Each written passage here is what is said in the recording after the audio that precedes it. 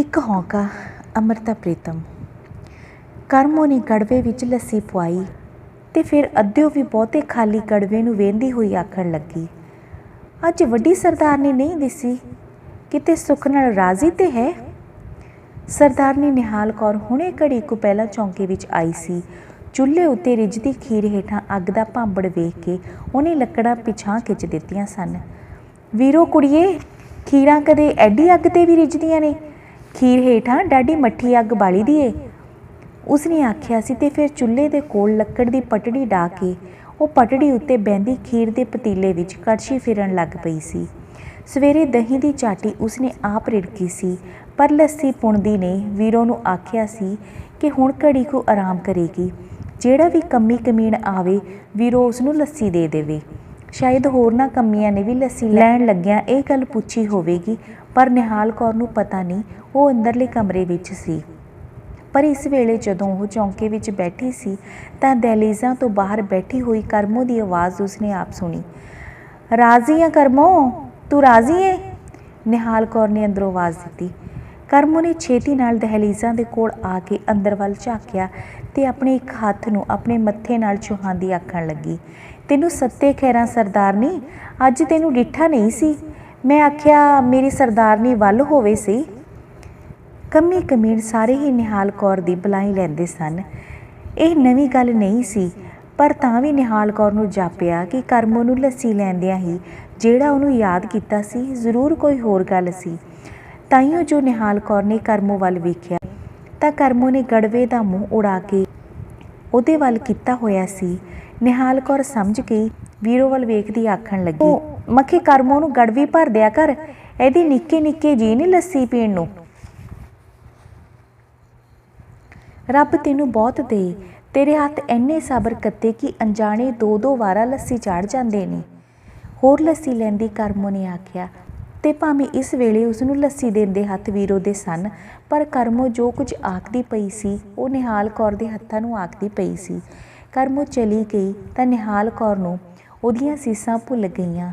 ਸਿਰਫ ਉਹਦਾ ਆਖਿਆ ਹੋਇਆ ਇੱਕੋ ਲਫ਼ਜ਼ ਚੇਤੇ ਰਹਿ ਗਿਆ, ਵੱਡੀ ਸਰਦਾਰਨੀ। ਨਿਹਾਲ ਕੌਰ ਇੱਕੋ ਦਿਨ ਵਿੱਚ ਸਰਦਾਰਨੀ ਤੋਂ ਵੱਡੀ ਸਰਦਾਰਨੀ ਬਣ ਗਈ ਸੀ। ਪਤਾ ਨਹੀਂ ਉਹਨੂੰ ਵੱਡੀ ਸਰਦਾਰਨੀ ਕਹਿਣ ਦਾ ਖਿਆਲ ਸਭ ਤੋਂ ਪਹਿਲਾਂ ਕਿਸ ਨੂੰ ਆਇਆ ਸੀ। ਸ਼ਾਇਦ ਸਾਰਿਆਂ ਨੂੰ ਇਕੱਠਾ ਹੀ ਆ ਗਿਆ ਸੀ।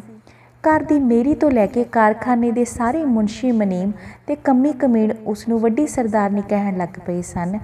ਇੱਥੋਂ ਤੱਕ ਕਿ ਘਰ ਦੇ ਮਾਲਕ ਸਰਦਾਰ ਨੇ ਵੀ ਕੱਲ੍ਹ ਉਸਨੂੰ ਵੱਡੀ ਸਰਦਾਰਨੀ ਆ ਕੇ ਬੁਲਾਇਆ ਸੀ। ਤੇ ਫਿਰ ਨਿਹਾਲ ਕੌਰ ਨੂੰ ਖਿਆਲ ਆਇਆ ਕਿ ਪਰਸੋਂ ਉਸਨੇ ਆਪ ਹੀ ਤਾਂ ਮੈਰੀ ਨੂੰ ਆਖਿਆ ਸੀ ਜਾਂ ਛੋਟੀ ਸਰਦਾਰਨੀ ਨੂੰ ਉਹਦੇ ਕਮਰੇ ਵਿੱਚ ਬੁਲਾ ਲਿਆ। ਸੋ ਜੇ ਕੋਈ ਛੋਟੀ ਸਰਦਾਰਨੀ ਹੋਵੇ ਤਾਂ ਵੱਡੀ ਸਰਦਾਰਨੀ ਆਪੇ ਹੀ ਬਣ ਜਾਣੀ ਸੀ। ਨਿਹਾਲ ਕੌਰ ਨੂੰ ਖਿਆਲ ਆਇਆ ਤੇ ਫਿਰ ਕਿੰਨੇ ਹੀ ਖਿਆਲ ਨਿੱਕੇ ਨਿੱਕੇ ਚੌਲਾਂ ਵਾਂਗ ਉਹਦੇ ਮਨ ਦੇ ਦੁੱਧ ਵਿੱਚ ਰਿੱਝਣ ਲੱਗ ਪਏ। ਰਿੱਝਦੇ ਖਿਆਲਾਂ ਵਿੱਚ ਇੱਕ ਖਿਆਲ ਇਹ ਵੀ ਸੀ ਕਿ ਵੀਰੋ ਜਦੋਂ ਦੀ ਇਸ ਘਰ ਵਿੱਚ ਛੋਟੀ ਸਰਦਾਰਨੀ ਬਣ ਕੇ ਆਈ ਸੀ, ਉਦੋਂ ਦੀ ਉਹ ਰਾਤ ਨੂੰ ਸੌਣ ਲੱਗਿਆਂ ਇੱਕ ਨੇਮ ਵਾਂਗ ਨਿਹਾਲ ਕੌਰ ਦੇ ਕਮਰੇ ਵਿੱਚ ਆਉਂਦੀ ਸੀ ਤੇ ਉਹਦੀ ਮੰਜੀ ਦੀ ਹੀਂਹ 'ਤੇ ਬੈਠ ਕੇ ਉਹਦੇ ਪੈਰ ਘੁੱਟਦੀ ਸੀ। ਨਿਹਾਲ ਕੌਰ ਨੇ ਨਾ ਧੀ ਦੀ ਡੋਲੀ ਤੋਰੀ ਸੀ ਤੇ ਨਾ ਪੁੱਤਰ ਦੀ ਡੋਲੀ ਲਿਆਉਣੀ ਸੀ, ਪਰ ਜਦੋਂ ਉਹਦੇ ਹੱਥੀਂ ਵਿਆਹੀ ਸੌਕਣ ਉਸਦੇ ਪੈਰ ਘੁੱਟਦੀ ਸੀ ਤਾਂ ਨਿਹਾਲ ਕੌਰ ਨੂੰ ਜਾਪਦਾ ਸੀ ਕਿ ਉਹਨੇ ਧੀ ਵੀ ਵੇਖ ਲਈ ਤੇ ਨੂੰਹ ਵੀ। ਤੇ ਨਿਹਾਲ ਕੌਰ ਨੇ ਇੱਕ ਡੂੰਘਾ ਸਾਹ ਭਰ ਕੇ ਬੜੇ ਹੱਸਦੇ ਹੋਠਾਂ ਨਾਲ ਆਪਣੇ ਆਪ ਨੂੰ ਮਨਾ ਲਿਆ ਸੀ ਕਿ ਵੀਰੋ ਉਹਦੀ ਧੀ ਵੀ ਸੀ ਤੇ ਨੂੰਹ ਵੀ ਸੀ। ਨਿਹਾਲ ਕੌਰ ਨੇ ਆਪਣੇ ਸਰਦਾਰ ਦੇ ਦੂਜੇ ਵਿਆਹ ਲਈ ਇੱਕ ਕੁੜੀ ਵੀਰੋ ਆਪ ਹੀ ਲੱਭੀ ਸੀ। ਸਾਕ ਚੰਗੇ ਘਰਾਂ ਤੋਂ ਵੀ ਮਿਲਦੇ ਸਨ, ਪਰ ਉਹ ਸਾਰੇ ਸਰਦਾਰ ਨਹੀਂ ਸਨ ਮਿਲਦੇ, ਸਰਦਾਰ ਦੀ ਹਵੇਲੀ ਨੂੰ ਮਿਲਦੇ ਸਨ। ਸਰਦਾਰ ਦੀ ਸਿਆਣੀ ਉਮਰ ਤੋਂ ਡਰਦੇ ਜਿਹੜੇ ਵੀ ਸਾਕ ਆਉਂਦੇ ਸਨ, ਉਹ ਸਾਕ ਕਰਨ ਤੋਂ ਪਹਿਲਾਂ ਹਵੇਲੀ ਨੂੰ ਆਪਣੀ ਧੀ ਦੇ ਨਾਂ ਕਰਵਾ ਲੈਣਾ ਚਾਹੁੰਦੇ ਸਨ। ਸਰਦਾਰ ਆਪਣੀ ਹਵੇਲੀ ਦਾ ਵਾਰਸ ਜ਼ਰੂਰ ਲੱਭਦਾ ਸੀ, ਪਰ ਹਵੇਲੀ ਨੂੰ ਉਸ ਔਰਤ ਦੇ ਨਾਂ ਨਹੀਂ ਸੀ ਕਰ ਸਕਦਾ ਜਿਹੜੀ ਕੁੱਖ ਨੇ ਕੋਈ ਵਾਰਸ ਤੇ ਪਤਾ ਨਹੀਂ ਕਦੋਂ ਜੰਮਣਾ ਸੀ। ਹਾਲ ਦੀ ਘੜੀ ਸਿਰਫ ਉਹਦੀ ਭਵਿੱਖਬਾਣੀ ਕਰਨੀ ਸੀ ਤੇ ਸਰਦਾਰ ਨੇ ਦੂਜਾ ਵਿਆਹ ਕਰਨ ਤੋਂ ਨਾਂਹ ਕਰ ਦਿੱਤੀ ਸੀ, ਪਰ ਇਸ ਨਾਂ ਵਿੱਚ ਇੱਕ ਹੌਕਾ ਰਲਿਆ ਹੋਇਆ ਸੀ। ਨਿਹਾਲ ਕੌਰ ਨੇ ਇੱਕ ਹੌਕਾ ਸੁਣਿਆ ਸੀ ਤੇ ਇੰਜ ਉਸਨੇ ਇੱਕ ਬੜੇ ਨਿਮਾਣੇ ਜਿਹੇ ਘਰ ਦੀ ਇਹ ਵੀਰੋ ਲੱਭ ਕੇ ਆਪਣੇ ਸਰਦਾਰ ਨੂੰ ਦੇ ਦਿੱਤੀ ਸੀ ਤੇ ਉਹਦੇ ਬਦਲੇ ਵਿੱਚ ਉਹਦਾ ਹੌਕਾ ਆਪ ਲੈ ਲਿਆ ਸੀ। ਇੱਕ ਦਿਨ ਸਰਦਾਰ ਨੇ ਕੰਧ ਵਿੱਚ ਲੱਗੀ ਹੋਈ ਆਪਣੀ ਲੋਹੇ ਦੀ ਅਲਮਾਰੀ ਖੋਲ੍ਹੀ ਤਾਂ ਕਿੰਨਾ ਚਿਰ ਖੁੱਲ੍ਹੀ ਅਲਮਾਰੀ ਦੇ ਅੱਗੇ ਖਲੋਤਾ ਕੁਝ ਸੋਚਦਾ ਰਿਹਾ। ਵੱਡੀ ਸਰਦਾਰਨੀ ਕਿੱਥੇ ਗਈ ਏ? ਸਰਦਾਰ ਨੇ ਵੀਰੋ ਨੂੰ ਕਾਹਲੇ ਪੈਂਦਿਆਂ ਪੁੱਛਿਆ। ਵੱਡੀ ਸਰਦਾਰਨੀ ਘਰ ਨਹੀਂ। ਸਰਦਾਰ ਨੇ ਅਲਮਾਰੀ ਬੰਦ ਕਰਕੇ ਚਾਬੀ ਬੋਝੇ ਵਿੱਚ ਪਾ ਲਈ ਤੇ ਕਾਰਖਾਨੇ ਜਾਂਦਾ ਵੀਰੋ ਨੂੰ ਆਖ ਗਿਆ ਸੀ ਕਿ ਨਿਹਾਲ ਕੌਰ ਜਿਸ ਵੇਲੇ ਵੀ ਘਰ ਆਵੇ ਉਹ ਹੇਠਾਂ ਮੁਨਸ਼ੀ ਨੂੰ ਆਵਾਜ਼ ਦੇ ਕੇ ਮੈਨੂੰ ਕਾਰਖਾਨੇ ਵਿੱਚ ਸੁਨੇਹਾ ਭੇਜ ਦੇਵੇ। ਨਿਹਾਲ ਕੌਰ ਜਿਸ ਵੇਲੇ ਆਈ ਵੀਰੋ ਬਾਹਰਲੇ ਖੁਰੇ ਉੱਤੇ ਬੜੀ ਘਾਬਰੀ ਹੋਈ ਬੈਠੀ ਹੋਈ ਸੀ। ਉਸ ਨੂੰ ਹੁਣੇ ਇੱਕ ਉਲਟੀ ਆਈ ਸੀ। ਨਿਹਾਲ ਕੌਰ ਨੇ ਵੀਰੋ ਦੀ ਬਾਂਹ ਥੰਮੀ, ਉਹਦੇ ਮੋਢੇ ਘੁੱਟੇ ਤੇ ਮੰਜੇ ਉੱਤੇ ਲਿਟਾਇਆ, ਪਰ ਵੀਰੋ ਨੇ ਕੰਬਦੇ ਪੈਰ ਮੰਜੀ ਤੋਂ ਹੇਠਾਂ ਲਾਹੇ ਤੇ ਉੜ ਕੇ ਨਿਹਾਲ ਕੌਰ ਦੇ ਪੈਰ ਫੜ ਲਏ। ਸਰਦਾਰਨੀ, ਤੂੰ ਮੈਨੂੰ ਇੱਕ ਦਿਨ ਆਖਿਆ ਸੀ ਕਿ ਮੈਂ ਤੇਰੀ ਧੀ ਵੀ ਹਾਂ ਤੇ ਨੂੰਹ ਵੀ। ਅੱਜ ਮੈਨੂੰ ਭਾਵੇਂ ਆਪਣੀ ਧੀ ਸਮਝ ਕੇ ਬਚਾ ਲੈ, ਭਾਵੇਂ ਨੂੰਹ ਸਮਝ ਕੇ। ਵੀਰੋ ਵਿਲਕ ਉੱਠੀ ਤੇ ਵਿਲਕਦੀ ਵੀਰੋ ਨੇ ਨਿਹਾਲ ਕੌਰ ਨੂੰ ਦੱਸਿਆ ਕਿ ਪਿੱਛੇ ਜਦੋਂ ਉਹਦਾ ਭਰਾ ਉਸ ਨੂੰ ਮਿਲਣ ਆਇਆ ਸੀ ਤਾਂ ਉਹਦੇ ਭਰਾ ਨੂੰ ਕੁਝ ਪੈਸਿਆਂ ਦੀ ਡਾਢੀ ਲੋੜ ਸੀ। ਵੀਰੋ ਨੇ ਉਸ ਨੂੰ ਕੁਝ ਪੈਸੇ ਦਿੱਤੇ ਸਨ, ਪਰ ਪੈਸੇ ਉਹਦੇ ਕੋਲ ਬੜੇ ਥੋੜ੍ਹੇ ਸਨ। ਇਸ ਲਈ ਉਸਨੇ ਸਰਦਾਰ ਦੇ ਬੋਝੇ ਵਿੱਚੋਂ ਅਲਮਾਰੀ ਦੀ ਚਾਬੀ ਚੁਰਾ ਕੇ ਲੋਹੇ ਦੀ ਅਲਮਾਰੀ ਖੋਲ੍ਹੀ ਸੀ ਤੇ ਅਲਮਾਰੀ ਵਿੱਚੋਂ ਚਾਂਦੀ ਦੇ ਭਾਂਡੇ ਕੱਢ ਕੇ ਆਪਣੇ ਭਰਾ ਨੂੰ ਦਿੱਤੇ ਸਨ। ਇਹ ਤੇਰਾ ਆਪਣਾ ਘਰ ਹੈ ਵੀਰੋ, ਜੇ ਤੂੰ ਆਪਣੇ ਘਰ ਨੂੰ ਆਪਣੇ ਹੱਥੀਂ ਉਜਾੜੇਂਗੀ। ਗੱਲ ਅਜੇ ਨਿਹਾਲ ਕੌਰ ਦੇ ਮੂੰਹ ਵਿੱਚ ਸੀ। ਵੀਰੋ ਤਮਕ ਉੱਠੀ। ਇਹ ਘਰ ਨਾ ਮੈਨੂੰ ਕਦੇ ਆਪਣਾ ਲੱਗਾ ਏ ਨਾ ਲੱਗਣਾ ਏ, ਪਰ ਇਹ ਮੈਂ ਤੇਰੇ ਨਾਲ ਇਕਰਾਰ ਕਰਨੀ ਆ ਸਰਦਾਰਨੀ ਕਿ ਅੱਗੋਂ ਮੈਂ ਕਦੀ ਇਸ ਘਰ ਦੀ ਕੋਈ ਵੀ ਚੀਜ਼ ਕਿਸੇ ਨੂੰ ਨਹੀਂ ਦਿਆਂਗੀ। ਮੈਂ ਉਸ ਦਿਨ ਵੀ ਗਲਤੀ ਕੀਤੀ ਸੀ, ਐਵੇਂ ਕਰ ਬੈਠੀ ਸੀ, ਪਿੱਛੋਂ ਪਛਤਾ ਗਈ ਸਾਂ। ਤੈਨੂੰ ਪਤਾ ਏ ਮੇਰਾ ਵਿਆਹ ਕਰਨ ਲੱਗਿਆ ਮੇਰੇ ਪਿਓ ਨੇ ਮੇਰੇ ਭਰਾ ਦੇ ਕਾਰੋਬਾਰ ਵਾਸਤਾ ਪਾ ਕੇ ਤੇਰੇ ਕੋਲੋਂ 2000 ਰੁਪਇਆ ਮੰਗਿਆ ਸੀ। ਤੂੰ 2000 ਰੁਪਇਆ ਦੇ ਦਿੱਤਾ ਸੀ। ਮੇਰੇ ਪਿਓ ਨੇ ਵਿਆਹ ਕਰ ਦਿੱਤਾ ਸੀ। ਮੈਨੂੰ ਵੇਚਣ ਵਿੱਚ ਕੀ ਕਸਰ ਰਹਿ ਗਈ? 2000 ਪਿੱਛੇ ਮੈਨੂੰ ਇਸ ਬੁੱਢੇ ਸਰਦਾਰ ਦੇ ਪੱਲੇ ਪਾ ਦਿੱਤਾ। ਮੇਰੇ ਪਿਓ ਤੇ ਭਰਾ ਕਾਹਦੇ ਸਕੇ ਨੇ? ਮੈਂ ਕਿਸੇ ਦਾ ਘਰ ਉਜਾੜ ਕੇ ਉਹਨਾਂ ਦਾ ਘਰ ਕਿਉਂ ਭਰਾਂ? ਵੀਰੋ, ਨਿਹਾਲ ਕੌਰ ਤ੍ਰਪਕ ਕੇ ਵੀਰੋ ਦੇ ਮੂੰਹ ਵੱਲ ਵੇਖਣ ਲੱਗ ਪਈ। ਨਿਹਾਲ ਕੌਰ ਨੇ ਵੀਰੋ ਦੀ ਲਾਜ ਰੱਖ ਲਈ। ਸਰਦਾਰ ਨੂੰ ਕਹਿ ਦਿੱਤਾ ਕਿ ਅਲਮਾਰੀ ਵਿੱਚ ਪਏ ਹੋਏ ਚਾਂਦੀ ਦੇ ਭਾਂਡੇ ਬੜੇ ਪੁਰਾਣੇ ਢੱਬਦੇ ਸਨ। ਉਹਨੇ ਉਹ ਭਾਂਡੇ ਕੱਢ ਕੇ ਤੇ ਕੁਝ ਚਾਂਦੀ ਆਪਣੇ ਕੋਲ ਪਾ ਕੇ ਸੁਨਿਆਰੇ ਨੂੰ ਨਵੇਂ ਭਾਂਡੇ ਕੱਢਣੇ ਦਿੱਤੇ ਹਨ। ਸਰਦਾਰ ਦਾ ਫਿਕਰ ਮੁੱਕ ਗਿਆ, ਪਰ ਨਿਹਾਲ ਕੌਰ ਜਦੋਂ ਵੀ ਵੀਰੋ ਦੇ ਮੂੰਹ ਵੱਲ ਵੇਖਦੀ ਉਹਦੇ ਮਨ ਵਿੱਚ ਇੱਕ ਫਿਕਰ ਛਿੜ ਪੈਂਦਾ। ਵੀਰੋ ਦੀਆਂ ਕਾਲੀਆਂ ਭੌਰੀਆਂ ਵਰਗੀਆਂ ਅੱਖੀਆਂ ਸਨ। ਰੰਗ ਜ਼ਰਾ ਕੁ ਸੌਲਾ ਸੀ, ਪਰ ਸੌਲੇ ਰੰਗ ਵਿੱਚ ਜਵਾਨੀ ਪੀਡੇ ਆਟੇ ਵਾਂਗ ਗੁੱਝੀ ਹੋਈ ਸੀ। ਉਹਦੀਆਂ ਬਾਹਾਂ ਵੇਲਣਿਆਂ ਵਾਂਗ ਗੋਲ ਤੇ ਪਿੱਡੀਆਂ ਸਨ। ਮਾਸ ਉੱਤੇ ਚੁੰਡੀ ਵੀ ਨਹੀਂ ਸੀ ਭਰੀ ਜਾਂਦੀ। ਨਿਹਾਲ ਕੌਰ ਨੂੰ ਜਾਪਣ ਲੱਗ ਪਿਆ ਕਿ ਸਰਦਾਰ ਕੋਲੋਂ ਜਿਹੜਾ ਹੌਕਾ ਲੈ ਕੇ ਉਹਨੇ ਆਪਣੀ ਜ਼ਿੰਮੇ ਪਾ ਲਿਆ ਸੀ, ਵੀਰੋ ਨੇ ਉਹੀ ਹੌਕਾ ਉਹਦੇ ਕੋਲੋਂ ਲੈ ਕੇ ਆਪਣੀ ਛਾਤੀ ਵਿੱਚ ਪਾ ਲਿਆ ਸੀ। ਤੇ ਫਿਰ ਵੀਰੋ ਨੂੰ ਦਿਨ ਚੜ੍ਹ ਗਏ। ਹਵੇਲੀ ਬਹੁਤ ਵੱਡੀ ਸੀ, ਪਰ ਮੁਬਾਰਕਾਂ ਇੰਨੀਆਂ ਸਨ ਕਿ ਹਵੇਲੀ ਵਿੱਚ ਮਿਉਂਦੀਆਂ ਨਹੀਂ ਸਨ। ਸਰਦਾਰ ਦਾ ਪੈਰ ਭੋਏ 'ਤੇ ਨਹੀਂ ਸੀ ਲੱਗਦਾ ਤੇ ਨਿਹਾਲ ਕੌਰ ਵੀਰੋ ਨੂੰ ਪੈਰ ਭੋਏ 'ਤੇ ਨਹੀਂ ਸੀ ਲਾਣ ਦਿੰਦੀ। ਪਰ ਲੋਕ ਨਾ ਸਰਦਾਰ ਨੂੰ ਇੰਨੀਆਂ ਮੁਬਾਰਕਾਂ ਦਿੰਦੇ ਸਨ, ਨਾ ਵੀਰੋ ਨੂੰ ਜਿੰਨੀਆਂ ਨਿਹਾਲ ਕੌਰ ਨੂੰ। ਮੈਂ ਜੰਮਦਾ ਝੋਲੀ ਪਵਾ ਲੈਣਾ ਏ, ਪਿੱਛੋਂ ਨਾ ਆਖੀ ਮੈਂ ਵੱਡੀ ਸਰਦਾਰਨੀ ਆ ਤੇ ਤੂੰ ਛੋਟੀ। ਸੋ ਪਹਿਲਾ ਪੁੱਤਰ ਵੱਡੀ ਦਾ, ਪਿੱਛੋਂ ਹੋਰ ਜਿਹੜੇ ਜੰਮੇਂਗੀ ਉਹ ਤੇਰੇ। ਨਿਹਾਲ ਕੌਰ ਹੱਸ ਕੇ ਵੀਰੋ ਨੂੰ ਆਖਦੀ। ਨਿਹਾਲ ਕੌਰ ਨੂੰ ਆਪ ਪਤਾ ਨਹੀਂ ਸੀ ਪਤਾ ਲੱਗਦਾ ਪਿਆ ਕਿ ਉਹਦੇ ਮਨ ਵਿੱਚ ਕੋਈ ਗੁੱਜਾ ਛਿਪਾ ਵੀ ਮਲਾਲ ਕਿਉਂ ਨਹੀਂ ਸੀ। ਉਹਨੇ ਆਪਣੇ ਹੱਥੀਂ ਆਪਣਾ ਖਵੰਦ ਇੱਕ ਪਰਾਈ ਔਰਤ ਨੂੰ ਦੇ ਦਿੱਤਾ ਸੀ ਤੇ ਹੁਣ ਉਸਨੇ ਸਾਰੀ ਜ਼ਮੀਨ ਜਾਇਦਾਦ ਵੀ ਇੱਕ ਪਰਾਈ ਔਰਤ ਦੇ ਪੁੱਤਰ ਨੂੰ ਦੇ ਦੇਣੀ ਸੀ। ਟੂਣੇ ਹਾਰੀਏ, ਮੈਂ ਕਿਹੜੇ ਵੇਲੇ ਤੈਨੂੰ ਆਪਣੀ ਧੀ ਤੇ ਨੂੰਹ ਆਖਿਆ ਸੀ? ਮੈਂ ਹੁਣ ਸੱਚੀ ਮੁੱਚੀ ਇੱਕ ਸੱਸ ਵਾਂਗ, ਇੱਕ ਮਾਂ ਵਾਂਗ ਖੁਸ਼ ਹਾਂ। ਮੈਨੂੰ ਕਦੀ ਇਹ ਚੇਤਾ ਨਹੀਂ ਰਹਿੰਦਾ ਕਿ ਤੂੰ ਮੇਰੀ। ਨਿਹਾਲ ਕੌਰ ਦੀ ਇਸ ਗੱਲ ਨੂੰ ਵੀਰੋ ਟੁੱਕ ਦਿੰਦੀ ਤੇ ਹੱਸ ਕੇ ਆਖਦੀ, ਸਰਦਾਰਨੀ, ਮੈਂ ਭਾਵੇਂ ਤੇਰੀ ਕੁਝ ਲੱਗਣੀ ਆ ਤੇ ਭਾਵੇਂ ਨਹੀਂ, ਪਰ ਇਹ ਮੈਨੂੰ ਪਤਾ ਹੈ ਕਿ ਮੈਂ ਤੇਰੀ ਸੌਕਣ ਨਹੀਂ ਲੱਗਦੀ। ਨਿਹਾਲ ਕੌਰ ਨੇ ਤਰਖਾਣ ਕੋਲੋਂ ਜਿਹੜਾ ਪੰਘੂੜਾ ਬਣਵਾਇਆ ਸੀ, ਉਹ ਪੰਘੂੜੇ ਨੂੰ ਚਾਂਦੀ ਦੀਆਂ ਘੰਟੀਆਂ ਬੰਨੀਆਂ। ਸੁੱਚੇ ਪੱਟ ਦੀ ਉਸਨੇ ਨਿੱਕੀ ਜਿਹੀ ਰਜ਼ਾਈ ਬਣਾਈ। ਸ਼ਹਿਰ ਦਾ ਇੱਕ ਅੰਗਰੇਜ਼ ਅਫਸਰ 1 ਮਹੀਨੇ ਦੀ ਛੁੱਟੀ ਵਲਾਇਤ ਚੱਲਿਆ ਸੀ। ਵਲਾਇਤੀ ਸਵੈਟਰ ਰੇਸ਼ਮ ਵਰਗੇ ਹੁੰਦੇ ਨੇ, ਨਿਹਾਲ ਕੌਰ ਨੇ ਆਖਿਆ ਤੇ ਉਸਨੇ ਅੰਗਰੇਜ਼ ਅਫਸਰ ਨੂੰ ਪੱਕੀ ਕੀਤੀ ਕਿ ਉਹ ਨਿੱਕੇ ਨਿੱਕੇ 2 ਸਵੈਟਰ ਉੱਥੋਂ ਖਰੀਦ ਕੇ ਜ਼ਰੂਰ ਲਿਆਵੇ।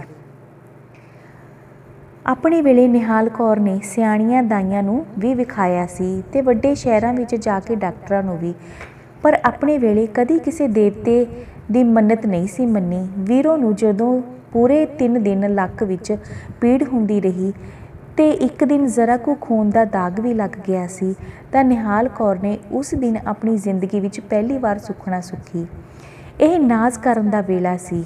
ਵੀਰੋ ਚਾਹੁੰਦੀ ਤਾਂ ਹੁਣ ਦੂਰ ਦਸੌਰ ਦੀਆਂ ਫਰਮਾਇਸ਼ਾਂ ਵੀ ਪਾ ਸਕਦੀ ਸੀ। ਸਰਦਾਰ ਹੁਣ ਉਹਦੇ ਮੂੰਹ ਵੱਲ ਵੇਖਦਾ, ਉਹਦੇ ਮੂੰਹ ਦਾ ਬੋਲ ਉਡੀਕਦਾ ਸੀ, ਪਰ ਨਿਹਾਲ ਕੌਰ ਨੂੰ ਪਤਾ ਸੀ ਕਿ ਵੀਰੋ ਦੀ ਸੰਗ ਇੰਨੀ ਹੀ ਸੀ ਕਿ ਉਹਨੇ ਨਿਗੂਣੀ ਅਚਾਰ ਦੀ ਫਾੜੀ ਵੀ ਮੰਗਣੀ ਹੁੰਦੀ ਸੀ ਤਾਂ 2 ਵਾਰੀ ਝੱਕ ਕੇ ਨਿਹਾਲ ਕੌਰ ਦੇ ਮੂੰਹ ਵੱਲ ਵੇਖਦੀ। ਇਸ ਲਈ ਨਿਹਾਲ ਕੌਰ ਆਪ ਹੀ ਵੀਰੋ ਦੇ ਮਨ ਦਾ ਧਿਆਨ ਰੱਖਦੀ ਸੀ। ਇਸ ਸਾਰੇ ਵੇਲੇ ਵਿੱਚ ਵੀਰੋ ਆਪਣੇ ਮੂੰਹ ਜੇ ਕੁਝ ਜ਼ੋਰ ਆਖਿਆ ਸੀ ਤਾਂ ਇੱਕੋ ਗੱਲ ਆਖੀ ਸੀ ਕਿ ਵਿਹੜੇ ਵਿੱਚ ਰੱਸੀ ਨਾਲ ਟੰਗੇ ਹੋਏ ਗੋਗਲੂਆਂ ਦੇ ਹਾਰ ਲਾ ਕੇ ਪਰਾਂ ਰੱਖ ਦਿਓ। ਇਹਨਾਂ ਨੂੰ ਵੇਖ ਕੇ ਮੇਰੇ ਜੀ ਨੂੰ ਕੁਝ ਹੁੰਦਾ ਏ। ਗੋਗਲੂਆਂ ਦੀਆਂ ਕਚਰੀਆਂ ਇਸ ਤਰ੍ਹਾਂ ਜਾਪਦੀਆਂ ਨੇ ਜਿਵੇਂ ਕਿਸੇ ਦਾ ਬਾਂਸ ਪਿਲ-ਪਿਲ ਕਰਦਾ ਹੋਵੇ, ਵੀਰੋ ਨੇ ਆਖਿਆ ਸੀ ਤੇ ਸੁੱਕਦੇ ਗੋਗਲੂਆਂ ਵੱਲ ਵੇਖਦੇ ਉਬਾਕਣ ਲੱਗ ਪਈ ਸੀ। ਫਿਰ ਵੀਰੋ ਦੇ ਮਨ ਵਿੱਚ ਪਤਾ ਨਹੀਂ ਕੀ ਆਇਆ। ਜਦੋਂ ਉਸਨੂੰ 9ਵਾਂ ਮਹੀਨਾ ਲੱਗ ਗਿਆ ਤਾਂ ਉਸਨੇ ਜ਼ਿੱਦ ਫੜ ਲਈ ਕਿ ਉਹ ਆਪਣੇ ਪੇਕੇ ਘਰ ਜਣੇਪਾ ਕੱਟੇਗੀ। ਸਰਦਾਰ ਉਹਦੀ ਜ਼ਿੱਦ ਨਹੀਂ ਸੀ ਮੰਨਦਾ। ਨਿਹਾਲ ਕੌਰ ਉਹਦੇ ਵਾਸਤੇ ਪਾਂਦੀ ਸੀ, ਪਰ ਵੀਰੋ ਨੇ ਇੱਕੋ ਹੀ ਹੱਟ ਫੜ ਰੱਖੀ ਸੀ ਕਿ ਉਹਦੇ ਪਿੰਡ ਵਿੱਚ ਬੁੱਢੀ ਦਾਈ ਬੜੀ ਸਿਆਣੀ ਹੈ। ਉਸਨੂੰ ਸਿਰਫ ਉਸੇ ਦਾਈ 'ਤੇ ਇਤਬਾਰ ਹੈ, ਹੋਰ ਕਿਸੇ ਉੱਤੇ ਨਹੀਂ। ਉਸਨੂੰ ਯਕੀਨ ਹੈ ਕਿ ਉਹ ਜੇ ਇੱਥੇ ਰਹੀ ਤਾਂ ਸ਼ਹਿਰੀ ਡਾਕਟਰਨੀਆਂ ਦੇ ਹੱਥੋਂ ਜ਼ਰੂਰ ਮਰ ਜਾਏਗੀ। ਇਹ ਡਰ ਬੜਾ ਮਾੜਾ ਹੁੰਦਾ ਏ। ਡਾਕਟਰਾਂ ਨੇ ਵੀ ਸਰਦਾਰ ਨੂੰ ਸਲਾਹ ਦਿੱਤੀ, ਪਰ ਸਰਦਾਰ ਦੇ ਮਨ ਵਿੱਚ ਕੁਝ ਹੋਰ ਹੀ ਡਰ ਸੀ। ਉਹ ਨਿਹਾਲ ਕੌਰ ਨੂੰ ਇਕੱਲ ਵਾਂਝੇ ਲਿਜਾ ਕੇ ਆਖਣ ਲੱਗਾ, ਮੈਨੂੰ ਡਰ ਹੈ ਕਿ ਜੇ ਇਹਨੂੰ ਉੱਥੇ ਕੁੜੀ ਹੋਈ ਤਾਂ ਇਹਦੇ ਮਾਪਿਆਂ ਨੇ ਕਿਸੇ ਮੁੰਡੇ ਨਾਲ ਉਸਨੂੰ ਕੁੜੀ ਵਟਾ ਦੇਣੀ ਏ। ਮੈਂ ਅੱਗੇ ਇਹੋ ਜਿਹੀਆਂ ਗੱਲਾਂ ਸੁਣੀਆਂ ਨੇ। ਉਹਨਾਂ ਨੂੰ ਲਾਲਚ ਹੁੰਦਾ ਏ ਕਿ ਮੁੰਡਾ ਹੋਵੇਗਾ ਤਾਂ ਵੱਡਾ ਹੋ ਕੇ ਜਾਇਦਾਦ ਦਾ ਵਾਰਿਸ ਬਣੇਗਾ। ਫਿਰ ਇਹਦਾ ਤੇ ਇਹੋ ਇਲਾਜ ਹੈ ਕਿ ਮੈਂ ਇਹਦੇ ਨਾਲ ਚਲੀ ਜਾਂਦੀ ਹਾਂ। ਮੇਰੇ ਕੋਲ ਹੁੰਦਿਆਂ ਉਹ ਕੁਝ ਨਹੀਂ ਕਰ ਸਕਣਗੇ। ਨਿਹਾਲ ਕੌਰ ਨੇ ਸੋਚ ਕੇ ਆਖਿਆ। ਸਰਦਾਰ ਮੰਨ ਗਿਆ। ਵੀਰੋ ਨੇ ਵੀ ਕੋਈ ਉਜ਼ਰ ਨਾ ਕੀਤਾ। ਨਿਹਾਲ ਕੌਰ ਨੇ ਘਰ ਦੀ ਮੈਰੀ ਨੂੰ ਵੀ ਸੇਵਾ ਕਰਨ ਲਈ ਨਾਲ ਲੈ ਲਿਆ ਤੇ ਵੀਰੋ ਨੂੰ ਵੀ ਨਾਲ ਲੈ ਕੇ ਵੀਰੋ ਦੇ ਪੇਕੇ ਚਲੀ ਗਈ। ਵੀਰੋ ਦਾ ਜਣੇਪਾ ਔਖਾ ਨਹੀਂ ਸੀ। ਉਹ ਭਰ ਜਵਾਨ ਸੀ, ਤੰਦਰੁਸਤ ਵੀ ਬੜੀ ਸੀ। ਉਹਦੀ ਮਾਂ ਤੇ ਭਰਜਾਈ ਵੀ ਉਹਨੂੰ ਮਜ਼ਾਕ ਕਰਦੀਆਂ ਸਨ, ਇਹ ਤੇ ਐਵੇਂ ਡਰਦੀ ਏ, ਪੁੱਤਰ ਜੰਮਣ ਦਾ ਕੀ ਹੁੰਦਾ ਏ। ਇੱਕ ਚੀਕ ਮਾਰੀ ਤੇ ਪੁੱਤਰ ਜੰਮ ਛੱਡਿਆ। ਨਿਹਾਲ ਕੌਰ ਨੇ ਵੀਰੋ ਦੇ ਪੇਕਿਆਂ ਉੱਤੇ ਕਿਸੇ ਤਰ੍ਹਾਂ ਦਾ ਵੀ ਭਾਰ ਨਹੀਂ ਸੀ ਪੈਣ ਦਿੱਤਾ। ਖੁੱਲ੍ਹੇ ਹੱਥੀਂ ਖਰਚ ਕਰਦੀ ਸੀ। ਸਾਰੇ ਉਸਨੂੰ ਸਰਦਾਰਨੀ ਆਖਦੇ ਥੱਕਦੇ ਨਹੀਂ ਸਨ। ਨਿਹਾਲ ਕੌਰ ਹੱਸ ਕੇ ਆਖਦੀ, ਇੱਕ ਚੀਕ ਮਾਰੀ ਤੇ ਪੁੱਤਰ ਜੰਮ ਛੱਡਿਆ, ਪਰ ਜੇ ਧੀ ਜੰਮਣੀ ਹੋਵੇ ਤਾਂ? ਵੀਰੋ ਦੀ ਭਰਜਾਈ ਖਿੜਖਿੜ ਹੱਸਦੀ ਤੇ ਆਖਦੀ, 2 ਚੀਕਾਂ ਮਾਰੀਆਂ ਤੇ ਧੀ ਜੰਮ ਛੱਡੀ। ਧੀ ਦੀ ਵਾਰੀ 2 ਚੀਕਾਂ? ਨਿਹਾਲ ਕੌਰ ਹੱਸ ਕੇ ਪੁੱਛਦੀ। ਇੱਕ ਚੀਕ ਪੀੜ ਦੀ ਤੇ ਦੂਜੀ ਚੀਕ ਗਮ ਦੀ? ਵੀਰੋ ਦੀ ਭਰਜਾਈ ਆਖਦੀ, ਖੁਸ਼ੀਆਂ ਤੇ ਪੁੱਤਰਾਂ ਦੀਆਂ ਹੁੰਦੀਆਂ ਨੇ ਤੇ ਧੀ ਦੀ ਕਾਹਦੀ ਖੁਸ਼ੀ? ਨਿਹਾਲ ਕੌਰ ਨੂੰ ਭਾਵੇਂ ਆਪਣੇ ਮਨ ਵਿੱਚ ਇੱਕ ਵਾਰੀ ਡਾਢੀ ਚੀਸ ਪਈ, ਮੈਂ ਤਾਂ ਜ਼ਿੰਦਗੀ ਵਿੱਚ ਨਾ ਇੱਕ ਚੀਕ ਮਾਰ ਕੇ ਵੇਖੀ ਹੈ ਤੇ ਨਾ 2। ਪਰ ਉਸਨੇ ਆਪਣੇ ਹੱਸਦੇ ਹੋਠਾਂ ਨਾਲ ਆਪਣੀ ਚੀਸ ਨੂੰ ਇਸ ਤਰ੍ਹਾਂ ਪੀ ਲਿਆ ਕਿ ਉਸਦੀ ਚੀਸ ਵੀ ਉਹਦੇ ਮੂੰਹ ਵੱਲ ਵੇਖ ਕੇ ਸ਼ਰਮਿੰਦੀ ਹੋਈ ਸੀ। ਤੇ ਫਿਰ ਜਿਸ ਰਾਤ ਵੀਰੋ ਨੂੰ ਪੀੜਾਂ ਛਿੜੀਆਂ, ਉਹਦੇ ਦੰਦਾਂ ਹੇਠ ਦਿੱਤੇ ਹੋਏ ਜਵਾਨ ਹੋਠਾਂ ਨੇ ਉਹਨਾਂ ਪੀੜਾਂ ਨੂੰ ਇਸ ਤਰ੍ਹਾਂ ਜਰ ਲਿਆ ਕਿ ਦੂਜੇ ਕੰਨ ਆਵਾਜ਼ ਨਾ ਪਹੁੰਚੀ। ਸਿਰਫ ਇੱਕੋ ਵਾਰੀ ਉਹਦੀ ਚੀਕ ਸੁਣਾਈ ਦਿੱਤੀ ਤੇ ਫਿਰ ਦਾਈ ਨੇ ਵੀਰੋ ਨੂੰ ਸਰਹੰਦੀ ਵੱਲ ਬੈਠੀ ਹੋਈ ਨਿਹਾਲ ਕੌਰ ਵੇਖ ਕੇ ਆਖਿਆ, ਸਰਦਾਰਨੀ ਮੁਬਾਰਕਾਂ ਹੋਣ, ਆ ਤੇਰੀ ਝੋਲੀ ਪੁੱਤਰ ਨਾਲ ਭਰ ਦਿਆਂ। ਨਿਹਾਲ ਕੌਰ ਨੇ ਮੁੰਡੇ ਨੂੰ ਵੀ ਝੋਲੀ ਵਿੱਚ ਪਾਇਆ, ਮੁਬਾਰਕਾਂ ਨੂੰ ਵੀ। ਪਰ ਸਵੇਰੇ ਜਿਸ ਵੇਲੇ ਉਹ ਸਰਦਾਰ ਨੂੰ ਤਾਰ ਦੇਣ ਲੱਗੀ ਤਾਂ ਵੀਰੋ ਨੇ ਨਿਹਾਲ ਕੌਰ ਨੂੰ ਆਪਣੇ ਕੋਲ ਬੁਲਾ ਕੇ ਆਪਣੇ ਦੋਵੇਂ ਹੱਥ ਉਹਦੇ ਪੈਰਾਂ 'ਤੇ ਰੱਖ ਦਿੱਤੇ। ਸਰਦਾਰਨੀ, ਮੈਂ ਜੱਗ ਜਹਾਨ ਅੱਗੇ ਝੂਠ ਬੋਲ ਸਕਣੀ ਆ, ਪਰ ਤੇਰੇ ਅੱਗੇ ਨਹੀਂ। ਇਹ ਮੁੰਡਾ ਤੇਰੇ ਸਰਦਾਰ ਦਾ ਨਹੀਂ। ਵੀਰੋ, ਨਿਹਾਲ ਕੌਰ ਨੂੰ ਜਾਪਿਆ ਉਹਦੀ ਜੀਭ ਥਤਲਾਂਦੀ ਪਈ ਸੀ। ਮੈਂ ਸਰਦਾਰ ਦੀ ਦੇਣਦਾਰ ਨਹੀਂ, ਪਰ ਤੇਰੀ ਦੇਣਦਾਰ ਜ਼ਰੂਰ ਹਾਂ। ਇਹ ਮੁੰਡਾ ਜੇ ਨਿਰਾ ਸਰਦਾਰ ਦੇ ਵਿਹੜੇ ਵਿੱਚ ਖੇਡਣਾ ਹੁੰਦਾ, ਮੈਨੂੰ ਕੋਈ ਉਜ਼ਰ ਨਹੀਂ ਸੀ, ਪਰ ਮੈਂ ਇਹ ਤੇਰੀ ਝੋਲੀ ਵਿੱਚ ਨਹੀਂ ਪਾ ਸਕਦੀ। ਇਹ ਤੇਰੀ ਝੋਲੀ ਦੇ ਕਾਬਿਲ ਨਹੀਂ। ਕੀ ਪਈ ਆਖਣੀ ਹੈ ਵੀਰੋ? ਕੀਤਾ ਤੇ ਮੈਂ ਹਾਸੇ ਭਾਣੀ ਸੀ, ਪਰ ਹਾਸੇ ਦਾ ਵਿੰਸਾ ਖੌਰੇ ਇੰਝ ਹੀ ਹੁੰਦਾ ਏ। ਪਰ ਤੈਨੂੰ ਸੱਚੀ ਦੱਸਾਂ, ਮੈਨੂੰ ਆਪਣੇ ਲਈ ਕੋਈ ਪਛਤਾਵਾ ਨਹੀਂ। ਜੇ ਕੋਈ ਪਛਤਾਵਾ ਏ ਤਾਂ ਤੇਰੇ ਲਈ। ਵੀਰੋ, ਤੈਨੂੰ ਯਾਦ ਏ ਮੈਂ ਇੱਕ ਫੇਰਾ ਪੇਕੇ ਆਈ ਸਾਂ ਪਿਛਲੇ ਵਰੇ। ਤੁਹਾਡਾ ਮੁਨਸ਼ੀ ਮੇਰੇ ਨਾਲ ਆਇਆ ਸੀ ਮੈਨੂੰ ਪੇਕਿਆਂ ਨੂੰ ਮਿਲਣ ਲਈ। ਇੱਥੇ ਸਾਰੇ ਪਿੰਡ ਵਿੱਚ ਇੱਕ ਗੱਲ ਫੈਲੀ ਹੋਈ ਸੀ ਕਿ ਮੇਰੇ ਮਾਪਿਆਂ ਨੇ ਰੁਪਇਆ ਲੈ ਕੇ ਮੈਨੂੰ ਇੱਕ ਬੁੱਢੇ ਸਰਦਾਰ ਨਾਲ ਵਿਆਹ ਦਿੱਤਾ ਸੀ। ਸਰਦਾਰ ਕਦੇ ਇਸ ਪਿੰਡ ਨਹੀਂ ਆਇਆ ਸੀ, ਪਰ ਮੇਰਾ ਪਿਓ ਹੀ ਮੈਨੂੰ ਤੁਹਾਡੇ ਸ਼ਹਿਰ ਲੈ ਕੇ ਗਿਆ ਸੀ ਤੇ ਗੁਰਦੁਆਰੇ ਵਿੱਚ ਲਾਵਾਂ ਪੜ੍ਹਾ ਕੇ ਤੁਹਾਡੇ ਘਰ ਛੱਡ ਆਇਆ ਸੀ। ਮੈਂ ਜਦੋਂ ਪਿੰਡ ਆਈ ਸੀ, ਜਣੀ ਖਣੀ ਨੇ ਮੈਨੂੰ ਪੁੱਛਿਆ ਕਿ ਮੇਰਾ ਸਰਦਾਰ ਕਿੰਨਾ ਕੁ ਬੁੱਢਾ ਸੀ। ਮੈਨੂੰ ਕੀ ਸੁੱਝੀ। ਮੈਂ ਉਹਨਾਂ ਨੂੰ ਗਲੋਂ ਲਾਉਣ ਲਈ ਆਖ ਦਿੱਤਾ ਕਿ ਮੇਰਾ ਵਿਆਹ ਬੁੱਢੇ ਨਾਲ ਨਹੀਂ ਹੋਇਆ। ਤੁਹਾਡਾ ਮੁਨਸ਼ੀ ਬੜਾ ਜਵਾਨ ਸੀ, ਸੋਹਣਾ ਵੀ ਸੀ। ਮੈਂ ਉਹਨਾਂ ਨੂੰ ਵਿਖਾਇਆ ਤੇ ਆਖਿਆ ਕਿ ਉਹ ਮੇਰੇ ਘਰ ਵਾਲਾ ਹੈ। ਸਾਰੀਆਂ ਮੇਰੀ ਕਿਸਮਤ 'ਤੇ ਹੈਰਾਨ ਹੋਈਆਂ। ਮੁਨਸ਼ੀ ਨੂੰ ਮੈਂ ਇਹ ਗੱਲ ਦੱਸ ਦਿੱਤੀ। ਉਹਨੇ ਵੀ ਮਚਲ ਮਾਰ ਛੱਡੀ ਤੇ ਜਦੋਂ ਮੇਰੀਆਂ ਸਹੇਲੀਆਂ ਨੇ ਉਹਦੇ ਕੋਲੋਂ ਕਲੀਚੜੀਆਂ ਮੰਗੀਆਂ ਤਾਂ ਉਹਨੇ ਸੁਨਿਆਰੇ ਕੋਲੋਂ ਚਾਂਦੀ ਦੀਆਂ ਕਲੀਚੜੀਆਂ ਖਰੀਦ ਕੇ ਉਹਨਾਂ ਨੂੰ ਵੰਡ ਦਿੱਤੀਆਂ। 5-6 ਦਿਨ ਮੈਂ ਇੱਥੇ ਰਹੀ, ਰੋਜ਼ ਹਾਸਾ ਠੱਠਾ ਕਰਦਿਆਂ ਮੈਨੂੰ ਵੀ ਜਾਪਣ ਲੱਗ ਪਿਆ ਕਿ ਮੇਰਾ ਵਿਆਹ ਉਹਦੇ ਨਾਲ ਹੀ ਹੋਇਆ ਸੀ, ਹੋਰ ਕਿਸੇ ਨਾਲ ਨਹੀਂ। ਸਾਡਾ ਮੁਨਸ਼ੀ ਮਦਨ ਸਿੰਘ। ਮੈਂ ਹੁਣ ਪਰਤ ਕੇ ਸਰਦਾਰ ਦੇ ਘਰ ਨਹੀਂ ਜਾਣਾ, ਨਾ ਇਸ ਮੁੰਡੇ ਨੂੰ ਲਿਜਾਣਾ ਏ। ਮੈਂ ਇਸ ਲਈ ਜ਼ਿੱਦ ਬੰਨ੍ਹ ਕੇ ਇੱਥੇ ਆਈ ਸੀ। ਮੇਰੀ ਕੀਤੀ ਮੇਰੇ ਅੱਗੇ। ਮੈਂ ਹੋਰ ਤੇਰੇ ਕੋਲ ਕੁਝ ਨਹੀਂ ਮੰਗਦੀ ਸਰਦਾਰਨੀ, ਬਸ ਇੱਕੋ ਗੱਲ ਮੰਗਣੀ ਆ ਕਿ ਸਰਦਾਰ ਨੂੰ ਉਸ ਮੁਨਸ਼ੀ ਦਾ ਨਾਂ ਨਾ ਦੱਸੀ, ਨਹੀਂ ਤੇ ਉਹ ਮੁਨਸ਼ੀ ਨੂੰ ਨੌਕਰੀ ਤੋਂ ਕੱਢ ਦੇਵੇਗਾ। ਪਰ ਮਦਨ ਸਿੰਘ ਦਾ ਵਿਆਹ ਹੋਇਆ ਏ ਵੀਰੋ, ਉਹਦੇ ਘਰ 2 ਬਾਲ ਨੇ। ਇਸੇ ਲਈ ਉਹ ਡਰਦਾ ਏ ਕਿ ਜੇ ਸਰਦਾਰ ਨੂੰ ਪਤਾ ਲੱਗ ਗਿਆ ਤਾਂ ਉਹਦੀ ਨੌਕਰੀ ਜਾਂਦੀ ਰਹੇਗੀ। ਉਹਨੇ ਕਿਹੜਾ ਮੈਨੂੰ ਆਪਣੇ ਘਰ ਵਸਾਣਾ ਏ ਜੋ ਮੈਂ ਉਹਦੀ ਨੌਕਰੀ ਛੁਡਵਾਵਾਂ। ਉਹ ਜਿੱਥੇ ਰਵੇ ਰਾਜ਼ੀ ਰਵੇ।